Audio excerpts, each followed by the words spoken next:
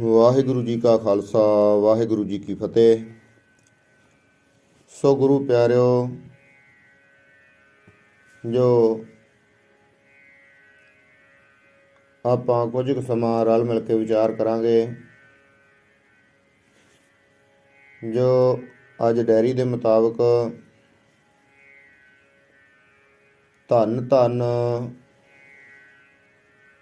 ਸਰਬੰਸ ਦਾਨੀ ਚੋਜੀ ਪ੍ਰੀਤਮ,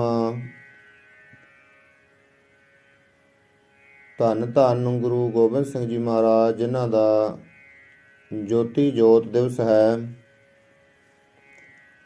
ਉਸ ਸੰਬੰਧ ਵਿੱਚ ਆਪਾਂ ਕੁਝ ਕੁ ਇਤਿਹਾਸਕ ਵਿਚਾਰਾਂ ਦੀ ਸਾਂਝ ਪਾਵਾਂਗੇ। ਸਤਿਗੁਰੂ ਕਿਰਪਾ ਕਰਨ, ਸਮਤ ਬਖਸ਼ਣ। ਸੋ ਸਭ ਤੋਂ ਪਹਿਲਾਂ ਫਤਿਹ ਦੀ ਸਾਂਝ ਪਾਈਏ। ਫਤਿਹ ਪ੍ਰਵਾਨ ਕਰੋ ਜੀ। ਵਾਹਿਗੁਰੂ ਜੀ ਕਾ ਖਾਲਸਾ ਵਾਹਿਗੁਰੂ ਜੀ ਕੀ ਫਤਿਹ। ਸੋ ਆਪਾਂ ਵਿਚਾਰ ਕਰਾਂਗੇ ਕਿ ਗੁਰੂ ਜੀ ਦਾ ਜੋ ਦੋ ਜੋਤੀ ਜੋਤ ਸਮਾਉਣ ਦਾ ਸਬੱਬ ਕੀ ਬਣਿਆ, ਵਿਧੀ ਕੀ ਬਣੀ, ਸਤਿਗੁਰੂ ਨੇ ਉਸ ਵਿਧੀ ਨੂੰ ਕੀ ਕੌਤਕ ਦੇ ਨਾਲ ਧਾਰਨ ਕੀਤਾ, ਕੀ ਕੌਤਕ ਵਰਤਾਇਆ ਕਿ ਉਹਨਾਂ ਨੂੰ ਆਪਣੀ ਉਹ ਵਿਧੀ ਬਣਾਉਣੀ ਪਈ।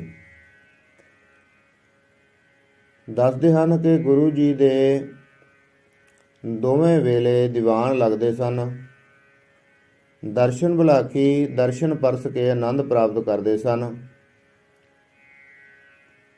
ਇਹਨਾਂ ਵਿੱਚ ਕਈ ਸ਼ਰਧਾਲੂ ਮੁਸਲਮਾਨ ਵੀ ਆਪ ਜੀ ਦਾ ਦਰਸ਼ਨ ਕਰਨ ਤੇ ਬਚਨ ਸੁਣ ਕੇ ਲਾਭ ਪ੍ਰਾਪਤ ਕਰਨ ਵਾਸਤੇ ਹਾਜ਼ਰ ਹੁੰਦੇ ਸਨ।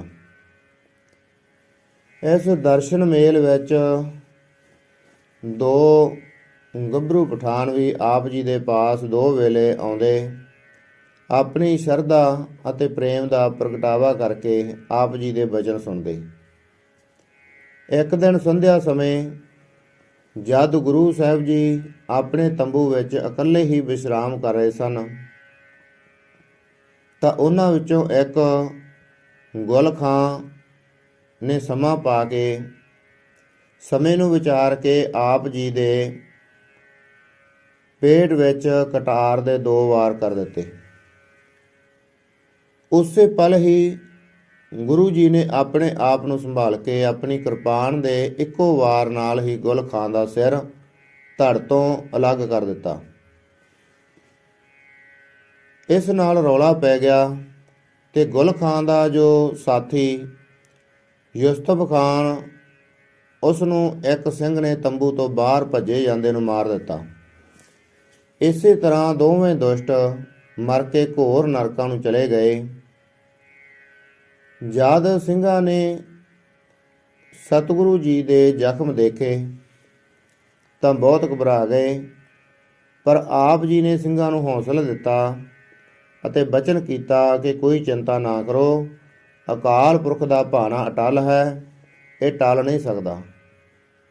ਸਿੰਘਾਂ ਨੇ ਉਸ ਸਮੇਂ ਜਰਾ, ਜਿਸ ਨੂੰ ਵੈਦ ਵੀ ਕਹਿੰਦੇ ਹਨ, ਸੱਦ ਕੇ ਆਪ ਜੀ ਦੇ ਜ਼ਖਮਾਂ ਨੂੰ ਟਾਂਕੇ ਲਗਵਾਏ ਅਤੇ ਮਰਮ ਪੱਟੀ ਕਰਵਾ ਦਿੱਤੀ। ਵੈਦ ਨੇ ਆਖਿਆ ਕਿ ਆਪ ਪੂਰਨ ਆਰਾਮ ਕਰੋਗੇ ਤਾਂ ਜ਼ਖਮ ਛੇਤੀ ਹੀ ਰਾਜੀ ਹੋ ਜਾਣਗੇ। ਜ਼ਖਮਾਂ ਵਿੱਚੋਂ ਜੋ ਬਹੁਤ ਖੂਨ ਵਗਣ ਨਾਲ ਸਤਿਗੁਰੂ ਜੀ ਦੁਨਿਆਵੀ ਸੰਸਾਰੀ ਸਰੀਰਕ ਤੌਰ ਤੇ ਬਹੁਤ ਕਮਜ਼ੋਰ ਜਿਹੇ ਲੱਗਦੇ ਸਨ, ਜਿਸ ਕਰਕੇ ਇੱਕ ਬਹੁਤ ਹੀ ਸਿਆਣੇ ਵੈਦ ਨੂੰ ਸੱਦ ਕੇ ਬਹੁਤ ਦੇਖਭਾਲ ਕੀਤੀ। ਸਿੰਘ ਰੋਜ਼ ਹੀ ਕੜਾਹ ਪ੍ਰਸ਼ਾਦ ਦੀ ਦੇਗ ਕਰਕੇ ਅਕਾਲ ਪੁਰਖ ਅੱਗੇ ਸਤਿਗੁਰੂ ਜੀ ਦੀ ਤੰਦਰੁਸਤੀ ਵਾਸਤੇ, ਦੇਹ ਅਰੋਗਤਾ ਵਾਸਤੇ ਅਰਦਾਸਾਂ ਬੇਨਤੀਆਂ ਕਰਦੇ ਸਨ ਅਤੇ ਬਾਣੀ ਦਾ ਪਾਠ ਕਰਕੇ ਵੀ ਅਰਦਾਸਾਂ ਕਰਿਆ ਕਰਦੇ ਸਨ। ਤਾਂ ਇਸ ਤਰ੍ਹਾਂ ਜਦ ਮਰਮ ਪੱਟੀ ਤੇ ਦਵਾਈ ਕਰਨ ਨਾਲ ਵੀ ਸਤਿਗੁਰੂ ਜੀ ਦੇ ਦੇ ਅਰੋਗ ਹੋਣ ਦੀ ਕੋਈ ਆਸ ਨਾ ਰਹੀ ਤਾਂ ਸਿੰਘਾਂ ਨੇ ਬਹਿਬਲ ਹੋ ਕੇ ਬੇਨਤੀ ਕੀਤੀ ਕਿ ਸਤਿਗੁਰੂ ਜੀਓ, ਆਪ ਸਾਨੂੰ ਕਿਸ ਦੇ ਲੜ ਲਾ ਕੇ ਸੱਚਖੰਡ ਦੀ ਤਿਆਰੀ ਕਰ ਰਹੇ ਹੋ? ਇਹ ਤੁਹਾਡਾ ਕੌਤਕ ਹੈ, ਇਹ ਤੁਹਾਡੀ ਖੇਡ ਹੈ। ਤਾਂ ਸਾਨੂੰ ਕਿਸ ਦੇ ਲੜ ਲਾ ਕੇ ਤੁਸੀਂ ਸੱਚਖੰਡ ਦੀ ਤਿਆਰੀ ਕਰ ਰਹੇ ਹੋ? ਦਾਤਾ, ਸਾਡੀਆਂ ਫਰਿਆਦਾਂ ਕੌਣ ਸੁਣੇਗਾ? ਕੌਣ ਸਾਨੂੰ ਮੁਕਤ ਭੁਗਤ ਦਾ ਉਪਦੇਸ਼ ਦੇ ਕੇ ਸਾਡੇ ਜੀਵਨ ਸਫਲੇ ਕਰੇਗਾ? ਸਿੰਘਾਂ ਦੀ ਬੇਨਤੀ ਸੁਣ ਕੇ ਸਤਿਗੁਰੂ ਜੀ ਨੇ ਸ੍ਰੀ ਗੁਰੂ ਗ੍ਰੰਥ ਸਾਹਿਬ ਜੀ ਦਾ ਪ੍ਰਕਾਸ਼ ਕਰਵਾਇਆ। 5 ਸਿੰਘ ਤਿਆਰ ਕਰਕੇ ਹਜ਼ੂਰੀ ਵਿੱਚ ਖੜੇ ਕਰਕੇ ਆਪ ਜੀ ਨੇ 3 ਪ੍ਰਕਰਮਾਂ ਕਰਕੇ 5 ਪੈਸੇ ਤੇ ਨਾਰੀਅਲ, ਜੋ ਉਸ ਸਮੇਂ ਮਰਜ਼ਾਦਾ ਚੱਲਦੀ ਸੀ, ਅੱਗੇ ਰੱਖ ਕੇ ਸਤਿਗੁਰੂ ਸ੍ਰੀ ਗੁਰੂ ਗ੍ਰੰਥ ਸਾਹਿਬ ਜੀ ਨੂੰ ਮੱਥਾ ਟੇਕਿਆ। ਬਚਨ ਕੀਤਾ ਕਿ ਅੱਜ ਤੋਂ ਦੇਹ ਧਾਰੀ ਗੁਰੂ ਦਾ ਸਿਲਸਿਲਾ ਬੰਦ ਕਰਕੇ ਇਸ ਬਾਣੀ ਨੂੰ, ਜੋ ਆਤਮਾ ਨੂੰ ਪ੍ਰਕਾਸ਼ ਕਰਨ ਵਾਲੀ ਗੁਰੂ ਸਾਹਿਬਾਂ ਦੀ ਤਥਾ ਪ੍ਰਭੂ ਨਾਲ ਇੱਕ-ਮਿਕ ਹੋਏ ਭਗਤਾਂ ਨੇ ਉਚਾਰਨ ਕੀਤੀ ਹੋਈ ਹੈ। ਗੁਰੂ ਨਾਨਕ ਸਾਹਿਬ ਜੀ ਦੀ ਗੁਰਗੱਦੀ ਉੱਤੇ ਇਹਨਾਂ ਨੂੰ ਸਥਾਪਨ ਕਰਦੇ ਹਾਂ।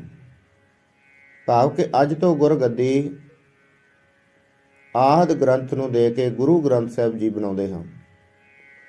ਸਾਡੇ ਪਿੱਛੋਂ ਇਹ ਗੁਰੂ ਜੁਗੋ ਜੁਗ ਅਟਲ ਰਹੇਗਾ।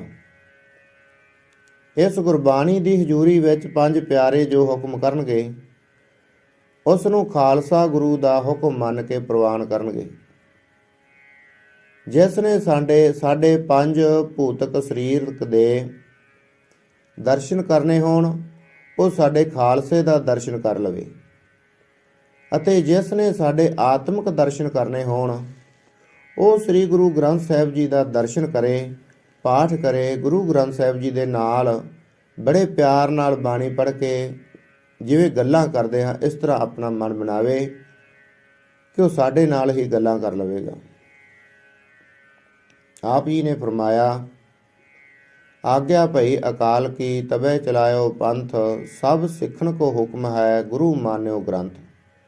ਗੁਰੂ ਗ੍ਰੰਥ ਜੀ ਮਾਨਿਓ, ਪ੍ਰਗਟ ਗੁਰਾਂ ਕੀ ਦੇ, ਜੋ ਪ੍ਰਭ ਕੋ ਮਿਲਵੋ ਚਾਹੈ, ਖੋਜ ਸ਼ਬਦ ਮੈਂ ਲੇ।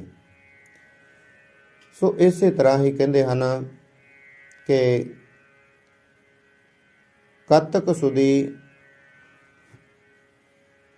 ਦੂਜ ਸੰਮਤ 1765 ਵਾਲੇ ਦਿਨ 1708 ਦੇ ਵਿੱਚ ਜੋ ਖਾਲਸਾ ਪੰਥ ਨੂੰ ਸ੍ਰੀ ਗੁਰੂ ਗ੍ਰੰਥ ਸਾਹਿਬ ਜੀ ਦੀ ਤਾਬਿਆ ਕਰਕੇ ਅੰਮ੍ਰਿਤ ਛਕਣਾ, ਕੇਸ ਰੱਖਣੇ, ਇਸ ਤਰ੍ਹਾਂ ਕਰਕੇ ਸ਼ਾਸਤਰ ਧਾਰਨੇ, ਸਦਾ ਅੰਗ ਸੰਗ ਸ਼ਾਸਤਰਾਂ ਨੂੰ ਆਪਣੇ ਰੱਖਣਾ, ਜੋ ਇਸ ਤਰ੍ਹਾਂ ਕਰਕੇ ਸਤਿਗੁਰੂ ਨੇ ਹੁਕਮ ਕੀਤਾ, ਅਤੇ ਇੱਕ ਅਕਾਲ ਪੁਰਖ ਦੀ ਪੂਜਾ ਤੇ ਭਾਣਾ ਮੰਨਣਾ ਖਾਲਸਾ ਜੀ ਦਾ ਮੁੱਖ ਉਪਦੇਸ਼ ਸਮਝਾਇਆ। ਇਸ ਤਰ੍ਹਾਂ ਸਤਿਗੁਰੂ ਉਪਦੇਸ਼ ਧੀਰਜ ਅਤੇ ਖਾਲਸਾ ਪੰਥ ਦਾ ਉਪਦੇਸ਼ ਕਥਨ ਕਰਕੇ ਆਪ ਜੀ ਨੇ ਕੱਤਕ ਸੁਦੀ 5 ਸੰਮਤ 1765 ਨੂੰ ਆਪਣੀ ਅੰਤਮ ਤਿਆਰੀ ਕਰਕੇ ਜਹ ਤੇ ਉਪਜੀ ਤਹ ਮਿਲੀ ਸੱਚੀ ਪ੍ਰੀਤ ਸਮਾਹੋ ਦੇ ਵਾਕ ਅਨੁਸਾਰ ਆਪਣੀ ਜੋਤ ਜਿਸ ਮਹਾਜੋਤੀ ਵਿੱਚੋਂ ਆਈ ਸੀ, ਉਸ ਵਿੱਚ ਹੀ ਲੀਨ ਕਰਨ ਵਾਸਤੇ ਖਾਲਸਾ ਜੀ ਨੂੰ ਹੁਕਮ ਕੀਤਾ ਕਿ ਸਾਡਾ ਅੰਗੀਠਾ ਤਿਆਰ ਕਰੋ, ਉਸ ਦੇ 4 ਛਪੇਰੇ ਕਨਾਤਾਂ ਲਾ ਦਿਓ। ਹੁਕਮ ਮੰਨ ਕੇ ਸਿੰਘਾਂ ਨੇ ਚੰਦਨ ਦਾ ਅੰਗੀਠਾ ਤਿਆਰ ਕਰ ਦਿੱਤਾ ਅਤੇ ਕਨਾਤਾਂ ਲਾ ਦਿੱਤੀਆਂ। ਸੰਗਤਾਂ ਨੂੰ ਉਪਦੇਸ਼ ਸਤਿਗੁਰੂ ਜੀ ਦੀ ਆਗਿਆ ਅਨੁਸਾਰ ਜਦ ਚੰਦਨ ਦੀ ਚਿਖਾ ਤਿਆਰ ਕਰਕੇ ਉਸ ਦੇ ਚੁਫੇਰੇ ਕਨਾਤਾਂ ਲੱਗ ਗਈਆਂ ਤਾਂ ਸਿੰਘਾਂ ਨੇ ਬਹਿਬਲ ਹੋਏ, ਮਨ ਅਤੇ ਨੀਰ ਭਰੀਆਂ ਅੱਖਾਂ ਦੇ ਨਾਲ ਬੇਨਤੀ ਕੀਤੀ ਕਿ ਸਤਿਗੁਰੂ ਜੀ, ਇੱਥੇ ਪ੍ਰਦੇਸ਼ ਵਿੱਚ ਸਾਨੂੰ ਕਿਸ ਦੇ ਆਸਰੇ ਛੱਡ ਰਹੇ ਹੋ? ਅਸੀਂ ਹੁਣ ਕਿਸ ਦੇ ਦਰਸ਼ਨ ਕਰਕੇ ਅਤੇ ਉਪਦੇਸ਼ ਲੈ ਕੇ ਆਪਣਾ ਹਲਤ ਪਲਤ ਸਵਾਰਾਂਗੇ? ਸਿੰਘਾਂ ਦੀ ਇਹ ਬਾਣੀ ਸੁਣ ਕੇ, ਇਹ ਬੇਨਤੀ ਸੁਣ ਕੇ, ਇਹ ਅਰਦਾਸ ਸੁਣ ਕੇ ਜਦੋਂ ਆਪ ਜੀ ਨੇ ਵੇਖਿਆ ਕਿ ਸਿੰਘ ਸਾਡੀ ਬੈਕੁੰਠ ਗਮਨ ਦੀ ਤਿਆਰੀ ਸੁਣ ਕੇ ਬਹੁਤ ਸੋਗ ਆਤਰ ਹਨ, ਤਾਂ ਸਭ ਨੂੰ ਬਿਠਾਲ ਕੇ ਆਪ ਜੀ ਨੇ ਬੜੇ ਪ੍ਰੇਮ ਨਾਲ ਕਿਹਾ ਕਿ ਪਿਆਰੇ ਸਿੰਘੋ, ਈਸ਼ਵਰ ਦੀ ਮਰਜ਼ਾਦਾ ਅਨੁਸਾਰ ਇਹ ਅਸਥੂਲ ਸਰੀਰ ਮਿਲਦੇ ਤੇ ਵਿਛੜਦੇ ਰਹਿੰਦੇ ਹਨ। ਇਸ ਸਰੀਰ ਦਾ ਪਿਆਰ ਕਦੀ ਨਹੀਂ ਨਿਭਦਾ। ਇਹ ਬਿਨਸਨਹਾਰ ਹੈ। ਸ੍ਰੀ ਗੁਰੂ ਗ੍ਰੰਥ ਸਾਹਿਬ ਜੀ ਦੀ ਬਾਣੀ ਸਾਡਾ ਹਿਰਦਾ ਹੈ। ਰਾਤ ਦਿਨ ਇਸ ਨਾਲ ਮਿਲ ਕਰਕੇ ਹਰ ਪ੍ਰਭੂ ਦੇ ਗੁਣਾਂ ਵਿੱਚ, ਹਰੀ ਪ੍ਰਮਾਤਮਾ ਦੇ ਗੁਣਾਂ ਵਿੱਚ ਆਪਣੇ ਮਨ ਨੂੰ ਜੋੜਨਾ ਕਰੋ। ਇਸ ਨੂੰ ਹੀ ਆਪਣੇ ਹਲਤ ਪਲਤ ਦਾ ਸਹਾਈ ਅਤੇ ਜਮਾਂ ਦਾ ਦੁੱਖ ਨਾਸ਼ ਕਰਨ ਵਾਲਾ ਸਮਝਣਾ ਹੈ। ਜੋ ਗੁਰੂ ਗ੍ਰੰਥ ਸਾਹਿਬ ਜੀ ਦੇ ਅੱਗੇ ਅਰਦਾਸ ਕਰਕੇ ਮੰਗੋਗੇ, ਇਹਨਾਂ ਤੋਂ ਤੁਹਾਨੂੰ ਪ੍ਰਾਪਤ ਹੋ ਜਾਵੇਗਾ। ਜੈਸਾ ਕਿ ਵੱਡੇ ਗੁਰੂ ਸਾਹਿਬ ਜੀ ਦਾ ਵਾਕ ਹੈ, ਬਾਣੀ ਗੁਰੂ, ਗੁਰੂ ਹੈ ਬਾਣੀ, ਵਿੱਚ ਬਾਣੀ ਅੰਮ੍ਰਿਤ ਸਾਰੇ, ਗੁਰ ਬਾਣੀ ਕਹੈ ਸੇਵਕ ਜਨ ਮਾਨੈ, ਪ੍ਰਤੱਖ ਗੁਰੂ ਨਿਸਤਾਰੇ। ਸੋ ਗੁਰਬਾਣੀ ਦਾ ਪਾਠ, ਸ਼ਾਸਤਰਾਂ ਦਾ ਅਭਿਆਸ ਕਰਨਾ ਅਤੇ ਦਸਾਂ ਗੁਰੂ ਸਾਹਿਬਾਨਾਂ ਦਾ ਇਤਿਹਾਸ ਸੁਣਨਾ। ਸੋ ਆਪ ਜੀ ਚੌਂਕੜਾ ਮਾਰ ਕੇ ਬੈਠੇ ਹੋਏ ਸਿੰਘਾਂ ਨੂੰ ਇਸ ਤਰ੍ਹਾਂ ਉਪਦੇਸ਼ਮਈ ਬਚਨ ਕਰਕੇ ਧੀਰਜ ਦੇ ਰਹੇ ਸਨ। ਇਸੇ ਤਰ੍ਹਾਂ ਹੀ ਜਦ ਅੱਧੀ ਰਾਤ ਬੀਤ ਗਈ ਤਾਂ ਆਪ ਜੀ ਨੇ ਜਪਜੀ ਸਾਹਿਬ ਜੀ ਦਾ ਪਾਠ ਆਰੰਭ ਕੀਤਾ, ਸੰਪੂਰਨ ਕੀਤਾ। ਬਾਅਦ ਵਿੱਚ ਆਪ ਜੀਆਂ ਨੇ ਸ਼ਬਦ ਪੜ੍ਹੇ, ਹਰ ਹਰ ਜਨ ਦੁਇ ਏਕ ਹੈ, ਬਿਭ ਵਿਚਾਰ ਕਿਛ ਨਾਹੇ, ਜਲ ਤੇ ਉਪਜ ਤਰੰਗ ਜਿਉ, ਜਲ ਹੀ ਬਿਖੈ ਸਮਾਹੇ। ਆਦ 5 ਦੋਹਰੇ ਪੜ੍ਹ ਕੇ ਖੜੇ ਹੋ ਕੇ ਅਰਦਾਸ ਕੀਤੀ। ਉਪਰੰਤ ਜਦ 1.5 ਪਹਿਰ ਰਾਤ ਰਹਿ ਗਈ ਤਾਂ ਆਪ ਜੀ ਨੇ ਖਾਲਸੇ ਨੂੰ ਵਾਹਿਗੁਰੂ ਜੀ ਕਾ ਖਾਲਸਾ, ਵਾਹਿਗੁਰੂ ਜੀ ਕੀ ਫਤਿਹ ਬੁਲਾ ਕੇ ਘੋੜਿਆਂ ਦੇ ਸੇਵਾਦਾਰ ਨੂੰ ਆਗਿਆ ਕੀਤੀ ਕਿ ਤਬੇਲੇ ਵਿੱਚ ਸਾਰੇ ਘੋੜੇ ਵਧੀਆ ਜੀਨ ਕਾਠੀਆਂ ਪਾ ਕੇ ਤਿਆਰ ਕਰ ਦਿਓ। ਫਿਰ ਆਪ ਜੀ ਸੰਗਤਾਂ ਨੂੰ ਦੀਦਾਰ ਦੇਣ ਵਾਸਤੇ ਕਨਾਤ ਤੋਂ ਬਾਹਰ ਆਏ ਔਰ ਬਾਹਰ ਆਣ ਕੇ ਖੜੇ ਹੋ ਗਏ। ਸਤਿਗੁਰੂ ਜੀ ਸਾਰਿਆਂ ਨੂੰ ਸਰੀਰ ਕਰਕੇ ਨਜ਼ਰ ਆ ਰਹੇ ਸਨ, ਪਰ ਆਪ ਜੀ ਦੇ ਚਰਨ ਪਰਸਨ ਵਾਲਿਆਂ ਨੂੰ ਆਪ ਜੀ ਦੇ ਸਰੀਰ ਦੀ ਕੋਈ ਛੂਹ ਅਨੁਭਵ ਨਹੀਂ ਸੀ ਹੁੰਦੀ। ਇਸ ਤਰ੍ਹਾਂ ਕੌਤਕ ਨੂੰ ਵੇਖ ਕੇ ਸੰਗਤਾਂ ਜੋ ਬਹੁਤ ਹੈਰਾਨ ਸਨ ਔਰ ਇਸ ਤਰ੍ਹਾਂ ਸੰਗਤਾਂ ਨੂੰ ਦਰਸ਼ਨ ਦੀਦਾਰੇ ਦੇ ਕੇ ਆਪ ਜੀ ਚੰਦਨ ਦੀ ਚਿਖਾ ਵੱਲ ਤੁਰ ਪਏ। ਚਿਖਾ ਦੇ ਚੁਪੇਰੇ ਕਨਾਤਾਂ ਤਣੀਆਂ ਹੋਈਆਂ ਸਨ। ਆਪ ਜੀ ਨੇ ਸਭ ਸੰਗਤ ਨੂੰ ਹੁਕਮ ਕੀਤਾ ਕਿ ਜਦ ਅਸੀਂ ਚਿਖਾ ਤੇ ਬੈਠਾਂਗੇ, ਤੁਸੀਂ ਚਿਖਾ ਨੂੰ ਅਗਨੀ ਦੇ ਕੇ ਕਨਾਤਾਂ ਜੋ ਭਾਵ ਕੇ ਕਨਾਤ ਵਿੱਚੋਂ ਬਾਹਰ ਚਲੇ ਜਾਣਾ। ਸੋ ਇਸ ਉਪਰੰਤ ਸਭ ਸਿੱਖ ਸੰਗਤਾਂ ਨੇ ਚਿਖਾ ਦੀਆਂ ਪ੍ਰਦਖਣਾ ਕਰਕੇ ਆਪ ਜੀ ਨੂੰ ਨਮਸਕਾਰਾਂ ਕੀਤੀਆਂ ਅਤੇ ਚਿਖਾ ਨੂੰ ਅਗਨੀ ਦੇ ਕੇ ਕਨਾਤ ਤੋਂ ਬਾਹਰ ਆ ਗਏ। ਕਨਾਤ ਤੋਂ ਬਾਹਰ ਚਾਰੇ ਪਾਸੇ ਬੇਅੰਤ ਦੀਵਿਆਂ, ਫਨੂਸਾਂ ਅਤੇ ਮਸਾਲਾਂ ਦੀ ਰੋਸ਼ਨੀ ਸੀ ਜੋ ਦਿਨ ਦੇ ਬਰਾਬਰ ਪ੍ਰਤੀਤ ਹੋ ਰਹੀ ਸੀ।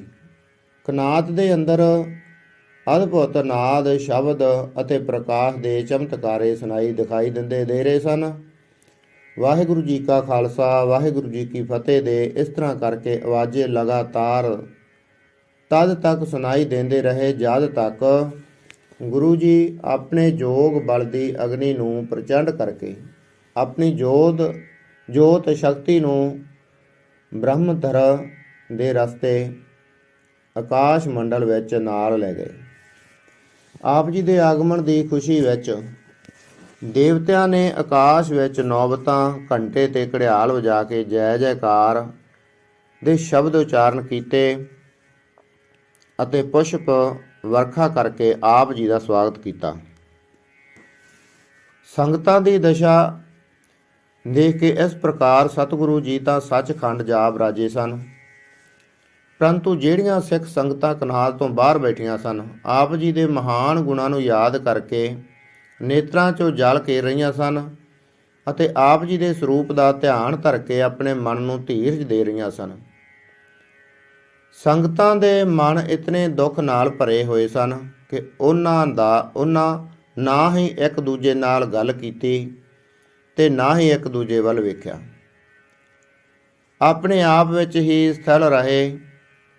ਇਸ ਤਰ੍ਹਾਂ ਸ਼ੋਕ ਵਿੱਚ ਬੈਠੀਆਂ ਸੰਗਤਾਂ ਨੂੰ ਦਿਨ ਚੜ੍ਹ ਗਿਆ ਔਰ ਇੱਕ ਸੇਵਾਦਾਰ ਨੇ ਆਣ ਕੇ ਦੱਸਿਆ ਕਿ ਕਮੈਤ ਘੋੜਾ ਤਬੇਲੇ ਵਿੱਚ ਨਹੀਂ ਹੈ।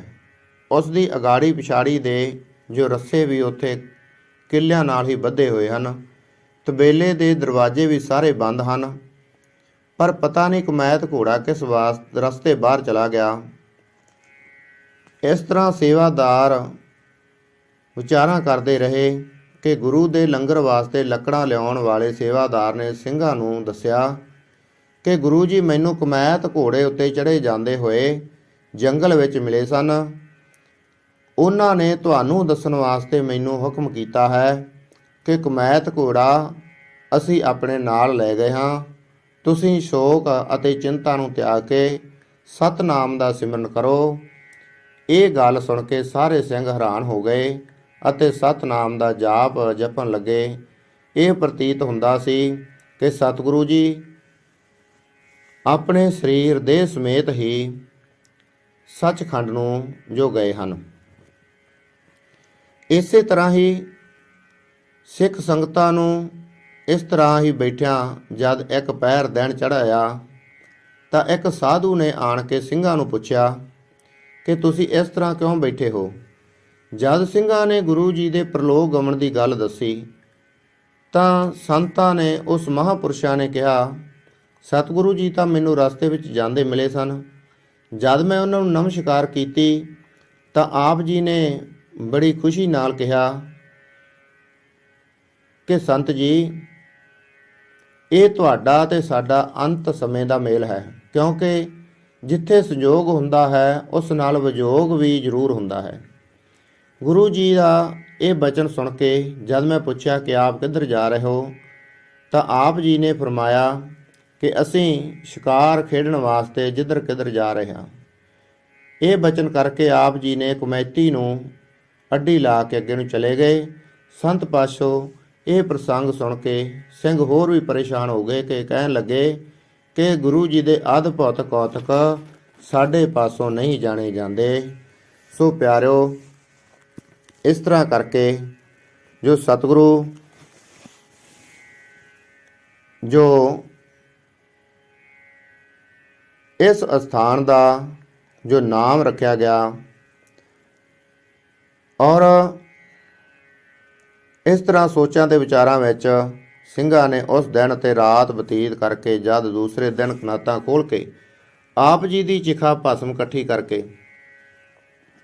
ਦੇਖੀ ਤਾਂ ਉਸ ਵਿੱਚੋਂ ਆਪ ਜੀ ਦਾ ਕੋਈ ਵੀ ਸ਼ਸਤਰ ਨਾ ਨਿਕਲਿਆ, ਜਿਹੜਾ ਕਿ ਆਪ ਪਹਿਨ ਕੇ ਚਿਖਾ ਉੱਤੇ ਬੈਠੇ ਸਨ।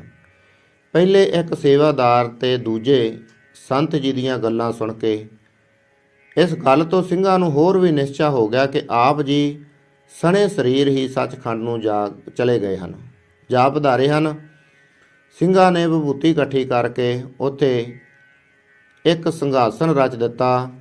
ਇਸ ਅਸਥਾਨ ਦਾ ਨਾਮ ਅਬਚਲ ਨਗਰ ਤਥਾ ਕਿ ਹਜੂਰ ਸਾਹਿਬ ਪ੍ਰਸਿੱਧ ਹੈ, ਜੋ ਨੰਦੇੜ ਸ਼ਹਿਰ ਦੇ ਪਾਸ ਪੂਰਬ ਦਿਸ਼ਾ ਰਿਆਸਤ ਹੈਦਰਾਬਾਦ ਦੱਖਣ ਵਿੱਚ ਦੱਸਿਆ ਜਾਂਦਾ ਹੈ, ਜੋ ਸੁਭਾਈਮਾਨ ਹੈ। ਸੋ ਪਿਆਰੋ, ਇਹ ਸੀ ਆਪਾਂ ਕੁਝ ਕੁ ਵਿਚਾਰਾਂ ਜੋ ਧੰਨ ਧੰਨ ਗੁਰੂ ਗੋਬਿੰਦ ਸਿੰਘ ਜੀ ਮਹਾਰਾਜ ਦੇ ਜੋਤੀ ਜੋਤ ਦਿਵਸ ਦੇ ਸੰਬੰਧ ਵਿੱਚ ਜੋ ਵਿਚਾਰਾਂ ਕੀਤੀਆਂ। ਇੱਥੇ ਇਹ ਵੀ ਦੱਸਣਯੋਗ ਹੈ ਕਿ ਜੋ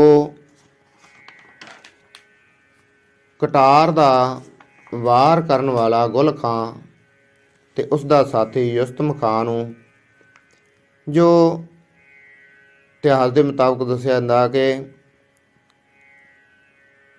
ਇਹਨਾਂ ਨੂੰ ਸੂਬਾ ਸਰਹੰਦ ਨੇ ਗੁਰੂ ਜੀ ਨੂੰ ਸ਼ਹੀਦ ਕਰਨ ਵਾਸਤੇ ਇਹ ਕਿਆ ਹੋਇਆ ਸੀ, ਉੱਥੇ ਛੱਡਿਆ ਹੋਇਆ ਸੀ। ਵਜ਼ੀਰ ਖਾਨ ਨੂੰ ਇਹ ਡਰ ਸੀ ਕਿ ਬਹਾਦਰ ਸ਼ਾਹ ਨੇ, ਕਿਉਂਕਿ ਗੁਰੂ ਜੀ ਦੀ ਸਹਾਇਤਾ ਨਾਲ ਹੀ ਤਾਰਾ ਆਜ਼ਮ ਨੂੰ ਮਾਰ ਕੇ ਦਿੱਲੀ ਦਾ ਤਖਤ ਪ੍ਰਾਪਤ ਕੀਤਾ ਸੀ। ਇਸ ਕਰਕੇ ਗੁਰੂ ਜੀ ਦੇ ਆਖੇ ਲੱਗ ਕੇ ਸਾਹਿਬਜ਼ਾਦਿਆਂ ਦਾ ਬਦਲਾ ਲੈਣ ਵਾਸਤੇ ਜੇ ਉਸ ਨੂੰ ਗੁਰੂ ਜੀ ਦੇ ਹਵਾਲੇ ਕਰ ਦਿੱਤਾ ਤਾਂ ਗੁਰੂ ਜੀ ਉਸ ਨੂੰ ਸਖਤ ਸਜ਼ਾ ਦੇ ਕੇ ਖਤਮ ਕਰ ਦੇਣਗੇ। ਸੋ ਇਸ ਤਰ੍ਹਾਂ ਕਰਕੇ ਜੋ ਇਹ ਆਪਾਂ ਜੋ ਸਤਿਗੁਰਾਂ ਦੇ ਜੋਤੀ ਜੋਤ ਦਿਵਸ 'ਤੇ ਜੋ ਵਿਚਾਰ ਕੀਤੀ, ਵਿਚਾਰਾਂ ਕਰਦਿਆਂ ਹੋਈਆਂ ਬੇਅੰਤ ਭੁੱਲਾਂ ਨੂੰ ਸਤਿਗੁਰੂ ਤੇ ਸਤਿਗੁਰੂ ਕੀ ਸੰਗਤ ਬਖਸ਼ਣ ਯੋਗ ਹੁੰਦੀ ਬਖਸ਼ ਲੈਣਾ। ਅੱਗੇ ਵਾਸਤੇ ਸਤਿਗੁਰੂ ਸਮੱਤ ਬਖਸ਼ਣ। ਇੰਨੀਆਂ ਕੁ ਬੇਨਤੀਆਂ ਪ੍ਰਵਾਨ ਕਰਨੀਆਂ। ਵਾਹਿਗੁਰੂ ਜੀ ਕਾ ਖਾਲਸਾ, ਵਾਹਿਗੁਰੂ ਜੀ ਕੀ ਫਤਿਹ।